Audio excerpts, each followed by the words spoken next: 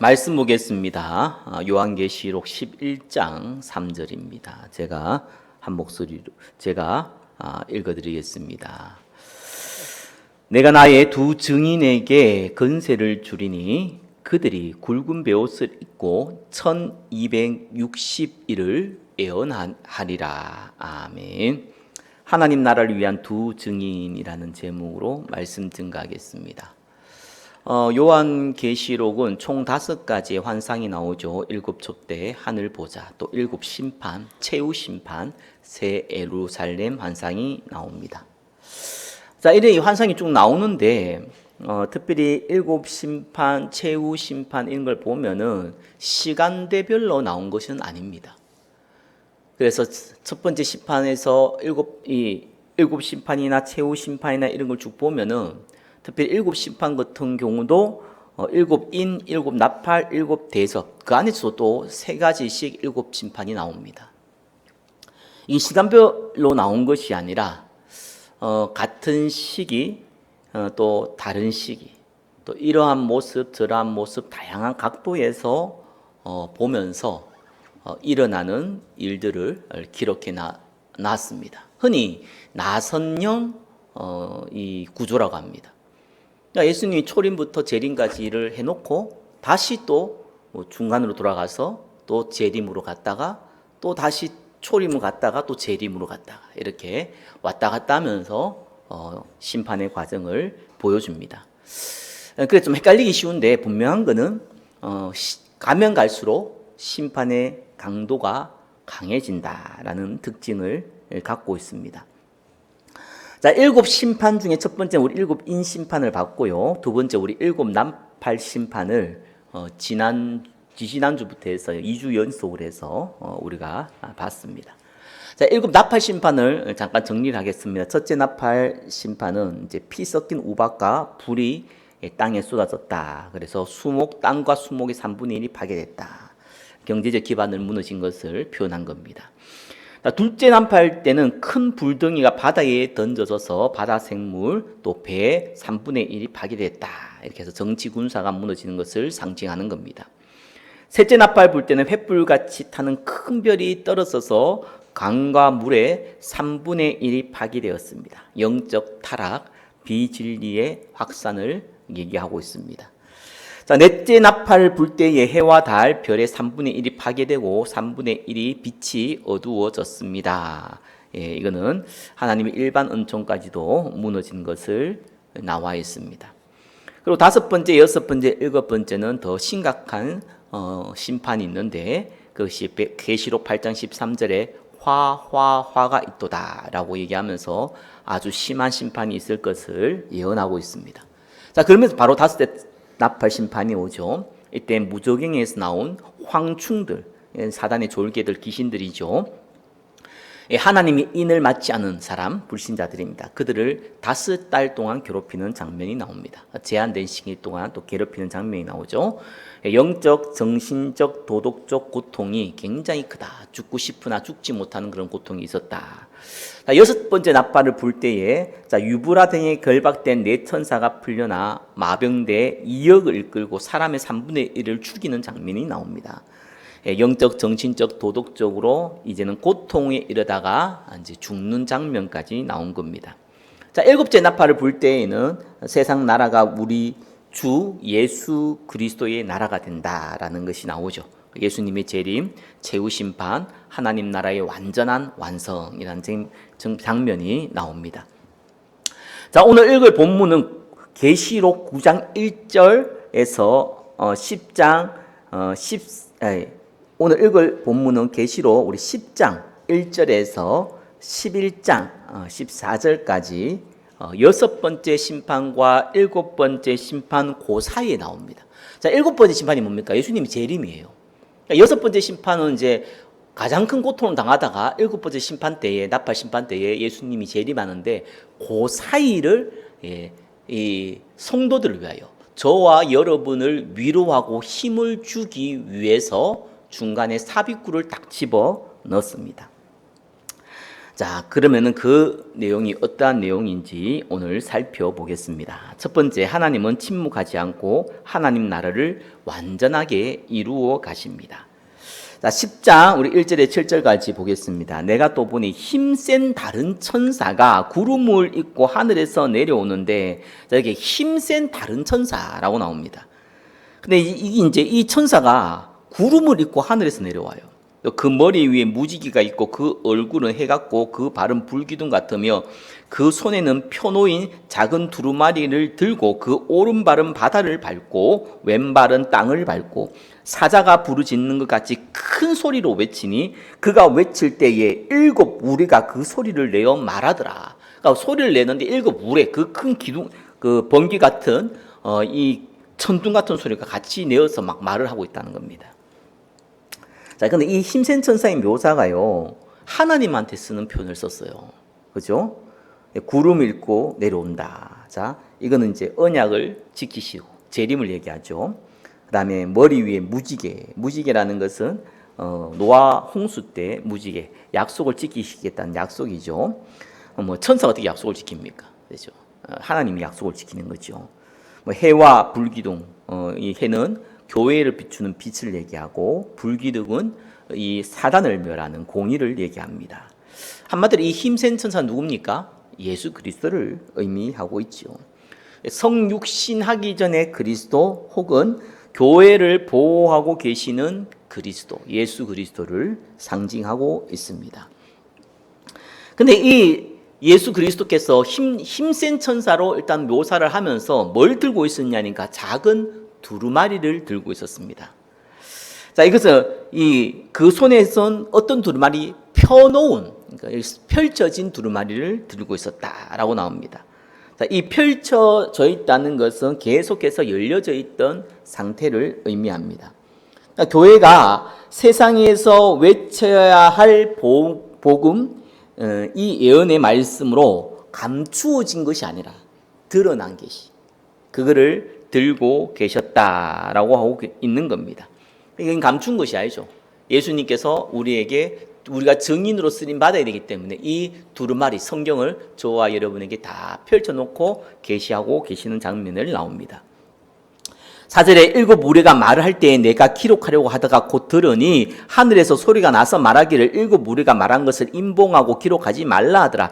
자, 일곱 무리. 자, 하나님이 이 예수님께서 이 큰 선사가 이 말을 할 때에 일곱 무리, 이 천둥 소리도 같이 이것을 말을 했다는 거 나옵니다.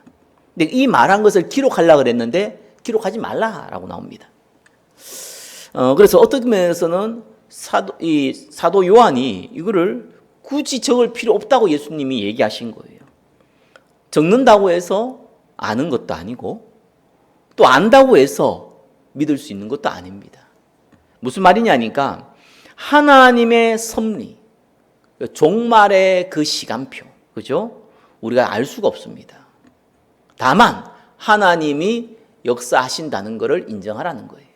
주권적으로 역사하신다는 것을 인정하라. 굳이 기록하지 말고 그냥 그대로 인정하라 라고 한 내용입니다. 5절에 내가 본 바 바다와 땅을 밟고 서 있는 천사가 하늘을 향하여 오른손을 들고 세세토록 살아계신 이 곧 하늘과 그 가운데 있는 물건이며 땅과 그 가운데 있는 물건이며 바다와 그 가운데 있는 물건을 창조하신 이를 가리켜 맹세하여 이르되 지체하지 아니하리니. 자, 이 예수님께서 이 이제 심판을 지체하지 않겠습니다라고 얘기하고 있는 장면입니다. 그러니까 여섯 번째 나팔 불고 일곱 번째 나팔 그 사이에 삽입구를 넣었거든요. 그러니까 일곱 번째 나팔이 뭡니까? 예수님이 재림이잖아요. 요 재림을 곧 시행하겠다. 지체하지 않겠다. 그죠? 이걸 얘기하고 있습니다. 쉽게 말하고 이 악인들, 예수 믿지 않는 사람들에게 회개의 기간, 그 기간이 끝났다라는 것을 얘기하고 있습니다. 7절에 일곱째 천사가 소리 내는 날 그의 나팔을 불려고 할 때에 하나님이 그의 종 선지자들에게 정하신 복음같이 하나님의 그 비밀이 이루어지리라 하더라. 그러니까 일곱 번째 나팔을 불면 어떻게 합니까? 영원한 천국이 임하잖아요. 완전한 하나님 나라가 이제 임하잖아요. 그죠? 그 전에 이 성도들을 통하여서 어떻게 합니까? 사단과 악의 세력이 영원히 패배하게 되고, 그죠? 고난받던 성도들, 이 교회가 하나님 나라를 완성했다는 겁니다. 완성하고 있다는 겁니다. 완성하게 된다는 겁니다. 그리고 나서 예수님 딱 재림하는 거예요. 그래서 하나님이 침묵하지 않고 실제로 역사하고 있다는 것을 지금 얘기하고 있습니다. 지금 사도 요한이 이 요한계시록을 기록할 때는 이 팍스 로마, 쉽게 말 로마 황제에 대해서 우상 숭배를 하고 있던 그러한 시대입니다. 하나님은 없으신 것 같고 수많은 성도들은 붙잡혀가고 붙잡혀가지 않아도 굶어 죽고 있고 이러한 상황 속에서 배교하지 않고 이 신앙을 지킨다는 것이 생명을 거는 순교와 같은 일인데 하나님 살아계시면 어떻게 이럴 수가 있습니까? 라는 이러한 질문이 팽배하게 이 기독교인들 사이에 넘치고 있는 사이였습니다. 그래서 사도 요한이 얘기하는 겁니다. 하나님은 침묵하시는 것이 아니다. 저와 여러분이 기도하고 있고 간구하고 있고 또한 이 참으로 구하고 있는 것이 왜 응답되지 않습니까? 라고 우리가 말할 수 있어요. 물론 대부분 사람들은 아예 존재는 믿지만 말씀의 사실을 안 믿기 때문에 관심이 없어요. 하든지 말든지. 근데 진짜 믿는 사람들이 문제예요. 예수님이 이 불의한 재판관 비유를 들면서 얘기하죠. 그죠? 그 불의한 재판관이 이 과부가 자기 이 과부의 이 말이 틀린 말이 아닌데 그거를 안 들어주면은 자기는 불의하기 때문에 들어주고 싶지 않은데 들어주지 않으면 자기를 괴롭힐 끝까지 자기를 괴롭힐 것 같아서 결국 내가 들어주리라 하잖아요. 하물며 천부께서 하늘의 아버지께서 밤낮 구하는 이 성도들의 원한을 풀어주지 않겠냐. 저와 여러분의 기도를 들어주지 않겠느냐. 라고 얘기하면서 그 다음에 중요한 얘기가 나오죠. 뭐라고 합니까? 이 시대에 믿음을 보겠냐 했습니다. 그러니까 인내하지 못하는 거예요. 기다리지 못하는 거예요. 그래서 예수님이 얘기하고 있는 겁니다. 기다려라. 인내해라. 하나님이 지금 하고 있다. 다만 지체하지 않고 바로 하려고 하고 있다. 다만 뭡니까? 이 회개의 기한이 안 끝났기 때문에 기다리고 있을 뿐이다. 라는 것을 얘기하고 있는 겁니다. 자, 두 번째입니다. 말씀대로 살면서 증인이 되는 것이 하나님의 계획입니다. 그럼 이 핍박과 고난 가운데 있는 성도들을 향하여서 사도 요한이 또 하나님이 사도 요한을 통해 주신 말씀이 뭡니까? 말씀대로 살아라. 그리고 증인이 되라. 이게 하나님의 계획입니다. 8절에 하늘에서 나서 내게 들리던 음성이 또 내게 말하여 이르되 네가 가서 바다와 땅을 밟고 서 있는 천사의 손에 펴놓인 두루마리를 가지라 하기로. 자, 예수님이 펴진 두루마리를 가지고 있는데 그거를 가서 어떻게 합니까? 9절에 내가 천사에게 나아가 작은 두루마리를 달라 앉아 천사가 이르되 갖다 먹어 버리라. 네 배에는 쓰나 네 입에는 꿀같이 달리라 하거늘 내가 천사의 손에서 작은 두루마리를 갖다 먹어버리니 내 입에는 꿀같이 다나 먹은 후에 내 배에서는 쓰게 되더라. 자, 하나님 예수님이 갖고 있는 이 두루마리 성취될 말씀 이거를 이 사도 요한이 달라고 했습니다. 달라고 해서 줬습니다. 그걸 먹었어요. 먹으니까 너무 달아요. 근데 배는 써요. 이 장면이 있거든요. 갖다 먹어버리라는 것은 네 몸의 일부가 되라. 완전하게 네가 소유해라 라는 의미를 갖고 있습니다. 이거는 에스겔서 2장 9절에서 3장 3절에 나오는 에스겔이 두루마리를 먹는 환상과 동일한 내용입니다. 차이점이 있다면 에스겔에게는 그 말씀을 먹었을 때에 입에 달다고 나왔어요. 그러나 계시록은 입에는 달지만 배에는 쓰다 추가했죠. 이는 뭡니까? 말씀이 너무 맞고 좋지만 그 말씀대로 사는 것이 어렵다는 거예요. 그죠? 말씀대로 사는 건 어렵습니다. 말씀을 지키는 게 어렵습니다. 율법대로 산다는 것이 아닙니다. 그죠? 윤리 도덕대로 살아라는 얘기가 아닙니다. 말씀대로 사는 게 뭡니까? 하나님의 말씀을 믿고 믿음을 지키면서 증인의 삶을 살아가는 겁니다. 그죠? 그게 목적이에요. 근데 그게 어렵다는 거예요. 11절에 그가 내게 말하기를 네가 많은 백성과 나라와 방언과 임금에게 다시 예언하여야 하리라 하더라. 왜요? 왜 말씀대로 살아야 됩니까? 말씀대로 산다는 것은 결국 뭡니까? 증인이 되기 위해서. 저와 여러분이 말씀대로 살기 시작하면은요, 하나님이 때에 따라서 증인의 자리에 자꾸 세우십니다. 증인이 뭡니까? 보고 들은 거 말하는 자. 그죠? 말 그대로 예수님의 복음을 증거하는 자리. 그래서 전도는요, 그거거든요. 증인되는 거예요. 그러니까 우리가 의도적으로 나가서 전도도 하고 하잖아요. 중요한 겁니다. 근데 아무리 전도해도 문이 안 열리면 의미가 없어요. 어떤 면에서 막 전도하려고 하지 않아도요, 하나님이 문을 열어주면은 쉬운 게 전도입니다. 복음 듣고 싶어 하는 사람 만나면은 최고 쉬운 게 전도고요. 복음 듣기 싫어하는 사람 만나면 최고 어려운 게 전도입니다. 그렇잖아요. 그래서 하나님 뭐라 합니까? 증인되기 위해서 뭐라고요? 말씀대로 살아라. 이 말씀대로 사는 것을 우리가 여러 가지로 해석할 수 있지만 다른 거 아닙니다. 예수님이 나의 주인이 되는 거예요. 그죠? 예배가 내 인생의 우선순위가 되어야 되고, 기도가 내 삶이 되어야 되고, 그죠? 말씀 묵상하는 것이 당연한 일이 되어야 됩니다. 그게 말씀대로 사는 거예요. 우리가 착하게 제가 똑바로 살아야 되고, 맞는 얘기입니다. 그죠? 그러나, 그거는 불신자도 할 수 있는 거고, 종교인들도 할 수 있는 거고, 그죠? 그럼 불교 신자는 더 잘할 수 있는 겁니다. 천주교 신자는 더 잘할 수 있는 겁니다. 그건 말씀대로 사는 게 아니죠, 그죠? 그건 자기 의를 위해요. 그렇게 해야 한다는 그 자체를 위해서 사는 거죠. 우리는 윤리 도덕적으로 필요합니다. 그걸 무시하면 안 돼요, 그죠? 그러나 그 자체는 목적이 아니에요. 우리는 하나님의 말씀대로 나를 지키고, 진리로 나를 지키고, 이 진리를 증가하기 위해서 힘을 얻기 위해서 기도하고, 내가 성령의 인도를 받아야 되기 때문에 말씀을 따라가고, 그게 말씀대로 사는 겁니다. 세 번째입니다. 교회는 완전한 보호를 받지만 핍박도 겸하여 받게 됩니다. 계시록 11장 1절 2절 넘어가죠. 또 내게 지팡이 같은 갈대를 주며 말하기를 일어나서 하나님의 성전과 제단과 그 안에서 경배한 자들을 측량하되. 에스겔 40장에 성전 측량과 동일한 내용이 나옵니다. 측량하다는 것은 성전을 확실하게 보호하고 지킨다는 것입니다. 교회를 하나님 완전히 보호하고 있다는 거예요. 근데 이 측량할 때 뭡니까? 에스겔 40장에는 사람을 대해서 얘기하지 않았죠. 근데 여기 사람에 대해서 합니다. 그 안에서 경배한 자들 측량하래요. 성도들을 측량하라 돼요.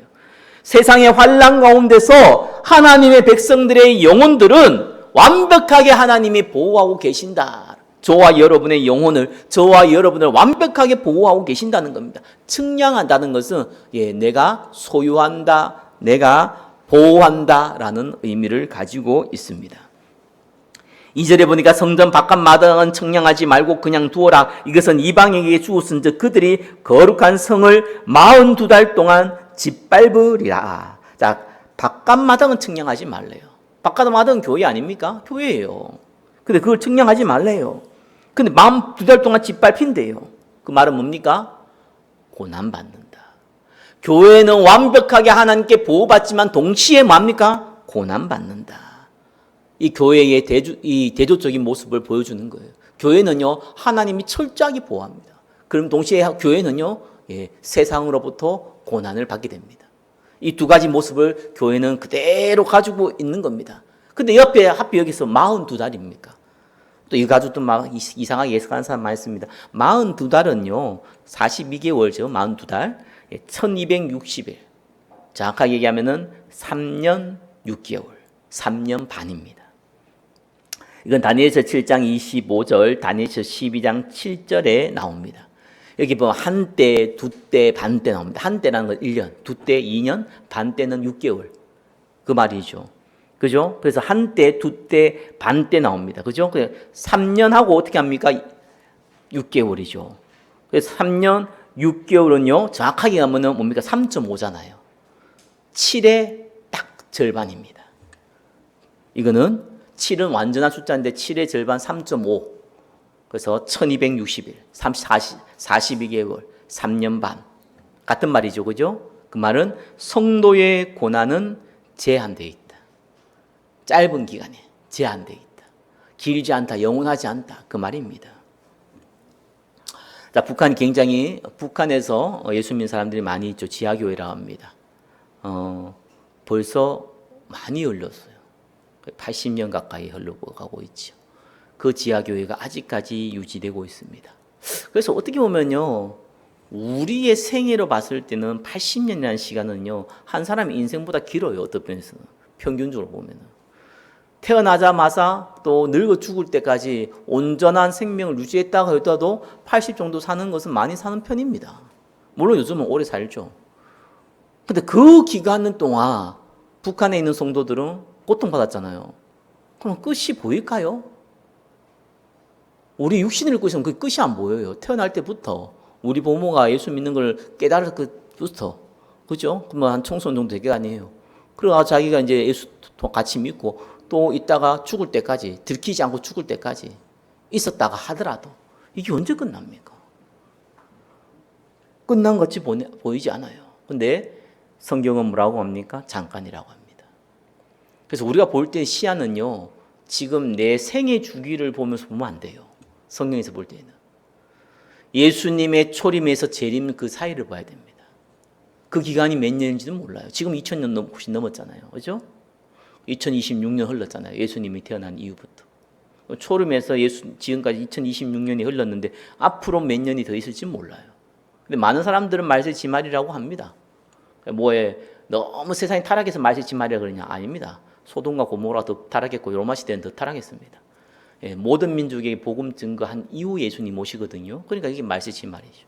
왜냐하면 지금 모든 민족에게 복음이 들어갈 수 있는 최적의 환경으로 만들어가고 있어요. 전 세계 지구가요.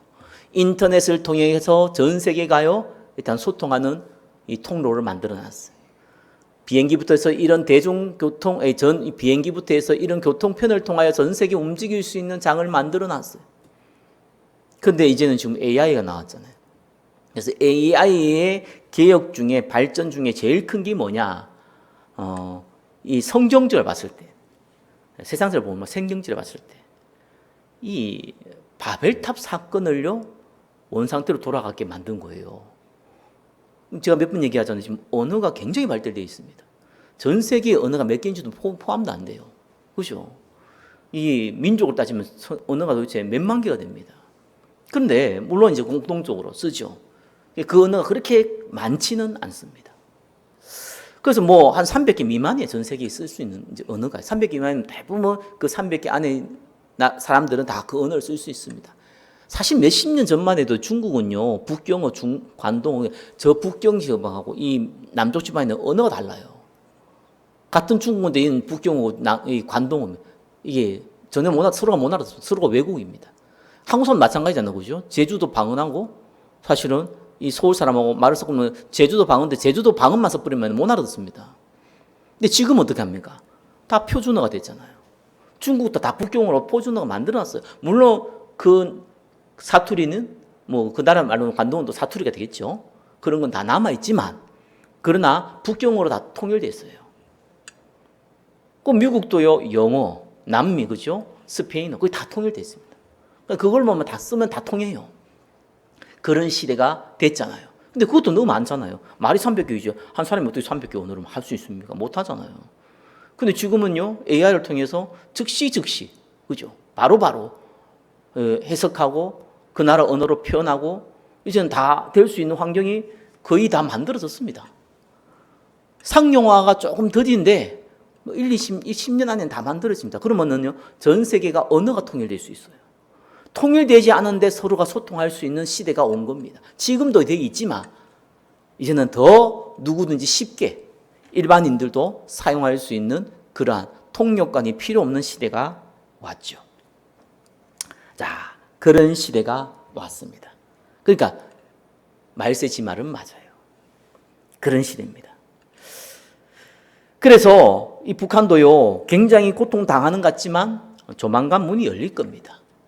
예수님 볼 때는 짧은 기간이에요. 그리고 앞으로 재림할 시간이가 많은 사람들이 뭐 얘기를 합니다. 그러나 얼마 남지 않은 건 분명한 것 같다. 제가 살아있을 동안 예수님 오신 거 그건 내가 모르겠는데 그건 좀 쉽지 않겠다는 생각은 드는데, 그러나 오래 남지 않은 건 사실인 것 같다.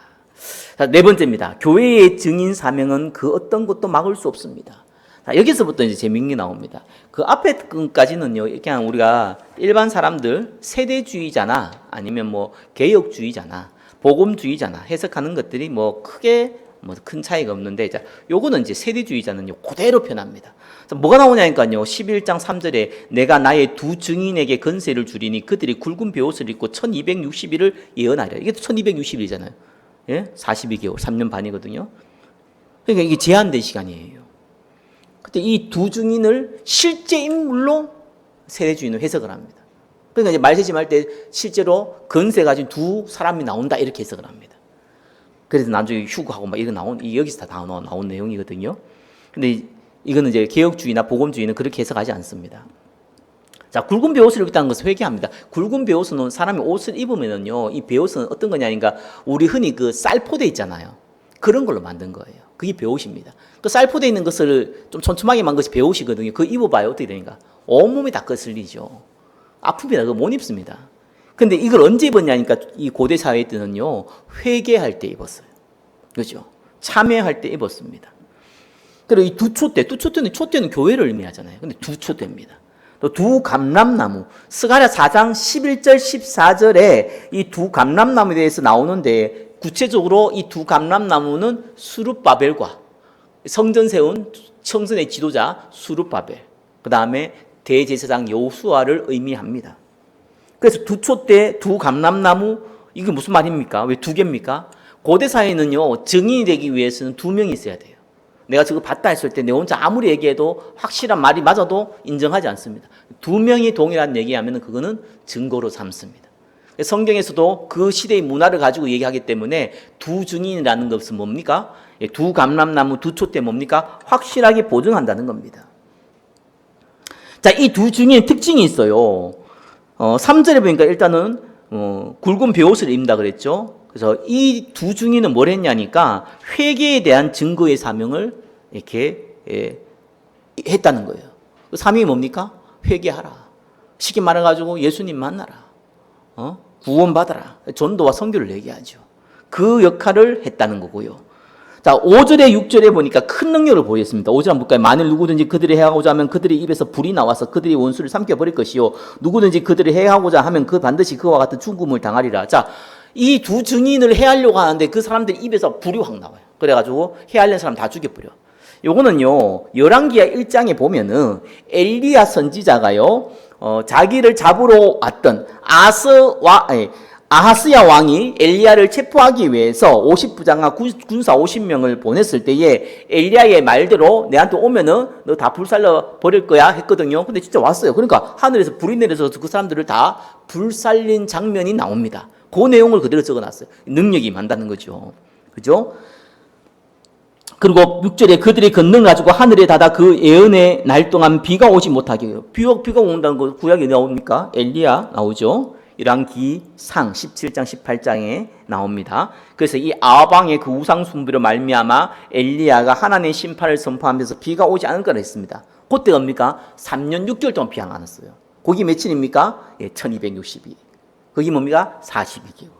제한된 시간이죠. 그죠? 그렇게 해서 비가 내려지지 않았습니다. 그 능력을 얘기합니다. 그러면 6절에 또 후반절에 또 권능을 가지고 물을 피로 변하게 하고, 물 피로 변한 건 뭡니까?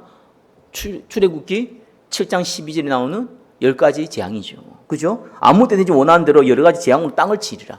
모세를 통해서 한 10가지 재앙을 막 내리잖아요. 그거 얘기하고 있어요. 무슨 말이에요? 이 두 증인은요, 복음 증거의 사명을 가졌고 또 어떤 일이 벌어집니까? 큰 능력이 임한다는 거예요. 근데 또 보니까 7절에 10절에 보니까요, 뭐 5번 얘기 나오는데 이때 고난을 당하고 죽었어요. 그 다음에 11절에 보니까 부활했어요. 쉽게 말하면 무슨 말입니까? 교회에 엄청난 권능이 있다. 그래, 이 두 증인은 누구냐? 한마디로 뭡니까? 교회예요, 교회. 예, 복음자는 성도를 얘기합니다. 이 교회와 복음 전하는 성도는 그 어떤 것도 막을 수 없다. 근데 이 사람들이 이 권능이 나타난 중요한 통로를 얘기해 줬어요. 그게 뭡니까? 회개의 일을 전했다. 그 말은 뭡니까? 철저하게 하나님 앞에 낮아지고 철저하게 복음을 증거하는 자. 그 사람에게 무슨 일이 벌어집니까? 능력이 임해요. 하나님 앞에는 회개한다는 게 철저히 낮아지는 거잖아요. 그 회개를 증거한다는 건 뭡니까? 철저하게 복음 전했다는 거예요. 그래서 하나님 앞에 낮아지는 자, 또 하나님의 증인이 되는 자, 이걸 동시에 하는 자에게 하나님이 능력을 임하게 하신다. 자, 다섯 번째 보니까 잠깐 세상이 교회를 이긴 같은 시간표가 옵니다. 이 두 증인이 있는데 7절에 보니까 그들이 그 증언을 마칠 때에 무종행으로부터 올라오는 짐승이 그들과 더불어 전쟁을 일으켜 그들을 이기고 그들을 죽일 터인즉. 자, 이 두 증인, 교회를 얘기했죠. 복음 전한 사람을 얘기합니다. 아무도 못 이기는데 어느 시간표가 되니까 무중행에서 올라와요. 짐승이 올라와요. 쉽게 말해가지고 대적자가 적그리스도들이 올라오는 거죠. 그래서 그들과 전쟁을 일으켜서 그들을 죽였다고 나옵니다. 자, 하나님이 허락하신 교회의 사명이 완성된 후에는 사탄이 일시적으로 교회를 이긴 것 같은 일도 벌어진다는 거예요. 근데 이게 딱 예수님 재림하기 전에 이 벌어진다라고 할 수도 있지만 그렇진 않습니다. 여러분만은 이 캐톨릭이 완성했었던 중세 시대, 말이 중세 1000년 동안요 흑암 시대였어요. 북한 개발이 80년이잖아요. 1000년 동안 성경이 닫혀서 버렸어요. 성경은 있지만 이 신학자가 아닌 이상 성경을 읽을 수도 없었어요. 일반 성도들은 성경을 읽을 수도 없었어요. 그러니까 다 거짓된 말을 만들어내 가지고 교회 이 교황들이 교권과 이런 사리 사욕을 채우기 위해서 1000년 동안 유럽 시대를 완전 암흑 시대로 만들어 버렸습니다. 그런 일이 벌어졌잖아요. 그게 사탄이 교회를 이긴 겁니다. 그죠? 근데 완전히 못 이겼죠. 잠시 이겼어요. 영적인 암흑기가 와요. 시대에 따라서 와요. 예수님이 재림하기 전에는 확실히 와요. 8절에 그들의 시체가 큰 성길에 있으리니 그 성은 영적으로 하면 소돔이라고 하고 애굽이라고 하더니 곧 그들이 주께서 십자가에 못 박힌 곳이라. 이게 골고다잖아요. 그죠? 또 소돔, 애굽. 이게 뭡니까? 전부 다 세속적이고 타락한 이 세상을 얘기합니다. 하나님을 대적하는 세상을 얘기하고 있어요. 자, 이들이 이 두 증인의 시체를 길바닥에 내던졌어요. 그죠? 9절에 보니까 백성들과 족속과 방언과 그 나라 중에 사람들이 그 시체를 사흘 반 동안을 보며 무덤에 장사하지 못하게 하리로다. 근데 이 시체를 길바닥에 내놓고 이걸 시체를 치워야 되지 않나요? 치우지 않았다는 거예요. 의도적으로. 자, 고대 근동 또 헬라 로마 문화권에서 사람이 죽은 뒤에 장례를 치르지 못하게 하면서 동시에 길거리에 방치되는 것은 최악의 수치고 가장한 비참한 저주라고 여겼습니다. 우리나라도 옛날에 참수해가지고 성전에 걸어놓고 있잖아요. 목을요. 그게 뭡니까? 쉽게 말해서 장사 못 지낸다는 것은 굉장하게 저주받았다라는 것을 의미합니다. 동시에 어떻게 합니까? 이 대적들이 교회를 이겼다라는 승리의 표현을 모든 사회에 모든 사람들에게 알리는 전시적인 효과를 발휘하는 거죠. 근데 사흘 반 동안 했어요. 이 사흘 반 동안이 무슨 의미가 있습니다. 이때 유대인들의 문화는요, 3일이라는 것은 사람이 죽으면은 3일 동안 이 영혼이요, 죽은 사람의 영혼이 그 시신 주변을 맴돌다가요, 4일째가 되면은 부패가 되기 시작하면서 더 이상 이 영혼은 그 육신에 있을 수 없고 완전히 떠난다라는 그러한 문화적인 사상을 가지고 있습니다. 그러니까 사흘이 지나면 뭡니까? 완전히 죽은 거예요. 다시 살아날 수 없는 거예요. 혹시 실수로 죽었다고 생각할 수 있는데 그럴 수 없다는 거예요. 사흘이라는 거는 사흘이 지나면 완전하게 죽었다는 증거입니다. 근데 사흘 반이라는 건 뭡니까? 더 이상 살릴 수 없다. 교회가 완전히 패했다. 아니 1260에 이런 고난을 받는데 그래도 이겼는데 3일 반이면 며칠 안 되잖아요. 근데 그 짧은 시간 동안 교회는 완전히 패배한 것 같다라고 생각하게 만든다는 거예요. 그래서 예수님이요, 죽은 나사로 살릴 때 성경 보면요, 4일째 되는 날 찾아갔어요. 왜냐하면 유대인들이 문화가 그래요. 3일 전에 만약에 죽었다 살아나면 이 사람 안 죽었는 착각했다 이렇게 생각할 수 있거든요. 아예 딱 4일째 되는 날 갔어요. 그리고 무덤을 열라. 그때는 이제 굴을 파가지고 이 바위에 굴을 파가지고 무덤 만들었거든요. 그러니까 그 무덤을 돌을 옮겨놓고 나사로 보고 나오라 하잖아요. 그 말은 그 시대에 3일 지나면 완전히 죽었다고 인정했던 시대의 문화를 갖고 있습니다. 그래서 예수님이 4일째 되는 날 나사로를 찾아간 거예요. 자, 10절에 이 두 선지자가 땅에 사는 자들을 괴롭게 한 거론가. 이 두 선지자, 교회죠. 이 세상을 괴롭게 한 거예요. 이 세상이 타락하지 않도록 계속 괴롭게 한 거예요. 그리고 복음 전하고 회개하라고 괴롭게 한 거예요. 땅에 사는 자들이 그들의 죽음을 즐거워하고 기뻐하며 서로 예물을 보내리라 하더라. 교회가 망해버리니까 드디어 이 세상에 있는 권력자들, 이 세상에 있는 사단들이, 사단 이 악기들이 서로 즐거워하고 사람들이 그것 때문에 기뻐하고 막 이런 장면을 지금 나오고 있습니다. 6번째입니다. 교회는 재림 직전 영광스러운 승리를 하게 됩니다. 11절에 3일 반 후에 하나님께로부터 생기가 그들 속에 들어가매 그들이 발로 일어서니 구경한 자들이 크게 두려워하더라. 교회가 완전히 망하고 없어진 줄 알았는데 딱 일어나 버리네요. 3일 반 만에. 정확하게 하면 짧은 기간 안에 교회가 망한 것 같은데 안 망하고 다시 일어났어요. 하늘로부터 큰 음성이 있어 이리로 올라오라 함을 그들이 듣고 구름을 타고 하늘로 올라오니 그들의 원수도 구경하더라. 자, 구름 타고 하늘로 올라갔다. 그래서 사람들이 그 휴거 이런 얘기 합니다. 그 다음에 이거는 그렇게 세대주의적인 표현하는 것보다 쉽게 말해가지고 교회가 승리했다. 그리고 예수님이 재림하는 장면을 나타내기도 합니다. 그때 큰 지진이 나서 성 10분의 1이 무너지고 지진에 죽은 사람이 7천이라 그 남은 자들이 두려워하여 영광을 하늘의 하나님께 돌리더라. 둘째 화는 지나갔으니 보라 셋째 화가 속히 이르노다. 셋째 화는 뭡니까? 예수님이 재림이에요. 7번째 이 나팔 심판이면서 셋째 화가 바로 예수님의 재림이 딱 하는 거예요. 그러니까 예수님 재림하기 전에 뭡니까? 휴구가 일어난다. 많은 분들이 그렇게 얘기하죠. 그러나 제가 얘기했죠. 이건 시간 순수가 아니라고. 시간 순수대로 적혀진 게 아니에요. 휴거 일어나고 사람들이 구름 타고 올라오고 그다음에 예수님이 재림하고 이런 의미가 아니라는 거예요. 이거는 시간 순이 아니라, 그렇죠? 이 사람들이 하늘 타고 올라간다. 이거는 어떻게 보면 교회가 살아났다는 얘기도 되고요. 실제적으로 이 단어 자체로 말 그대로 이 사람들이 이제 공중에서 예수님 재림하는 거 보게 되잖아요. 그렇죠? 예수 마지막 재림할 때 다들 영원한 천국으로 올라가잖아요. 이 땅에 영원한 천국이 또 임하잖아요. 이 임할 그 장면을 적어 놓은 거예요. 동시에 예수님이 재림하는 장면은 그 다음 장면이죠. 시간 순서가 아니고 동시다발적으로 일어나는 겁니다. 그렇게 보면 정확합니다. 자, 그러면서 이제 결론을 맺겠습니다. 요거 다음에 이제 일곱째 심판이 나오죠. 그건 지난주에 말씀드렸습니다. 예수님의 재림입니다. 계시록 10장 1절에서 11장 14절까지 삽입구는 예수님의 재림 직전까지 교회는 보호받는 동시에 고난당하며 죽게 됩니다. 자, 다시 살아나서 교회에 역설적으로 또 활동을 하게 됩니다. 이 장면을 말하고 있어요. 교회 성도들은요, 여기 나와 있는 두 증인의 삶을 우리가 살고 있는 거예요. 핍박도 받으면서 동시에 복음을 전하면서, 그러면서 그 누구도 우리 해하지 못하면서 큰 권능을 가지고, 그리고 언젠가는 우리의 사명을 다하면은 우리가 잠시 사단에게 당할 수 있지만 교회는 절대 망하지 않는다라고 성경은 기록하고 있습니다.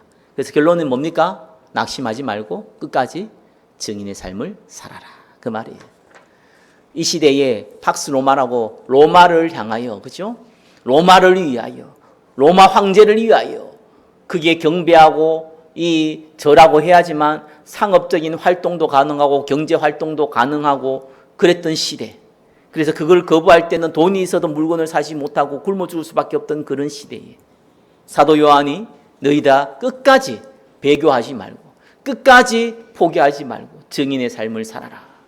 그 누구도 너희를 해하지 못할 것이다. 예, 이 말씀을 가지고 저와 여러분들이 두 증인의 삶을 사시기를 예수 그리스도 이름으로 축원합니다. 기도하겠습니다. 우리에게 두 증인의 삶을 살 수 있도록 축복하신 주님께 모든 영광 올려드립니다. 예수 그리스도 이름으로 기도드립니다. 아멘.